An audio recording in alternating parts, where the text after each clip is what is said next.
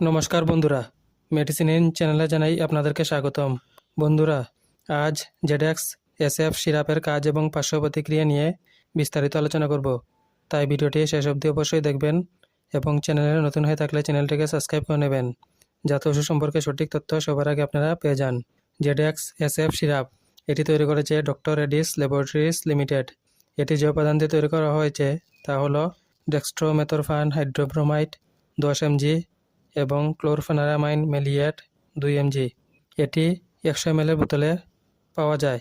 জেডেক্স SF syrup হলো একটি sugar free syrup, যেটি শুষ্ক কাশি বা ড্রাই কফে চিকিৎসায় ব্যবহৃত হয়। এছাড়া সাময়িক কাশি যেমন ঠান্ডা লেগে কাশি, ফ্লু বা অন্যান্য কারণে হওয়া সাধারণ কাশি হলে এই ওষুধ সেবন করার পরামর্শ দিয়ে থাকেন চিকিৎসক। এই ওষুধ সেবন করার নিয়ম হচ্ছে প্রাপ্তবয়স্করা 10 ml অথবা 2 চামচ করে দিনে 3 বার খাওয়ার পর খেতে হবে। এই ওষুধ গর্ভবতী মহিলা এবং স্তন্যপান করান মহিলারা সেবন করার আগে অবশ্যই চিকিৎসকের পরামর্শ নেবেন।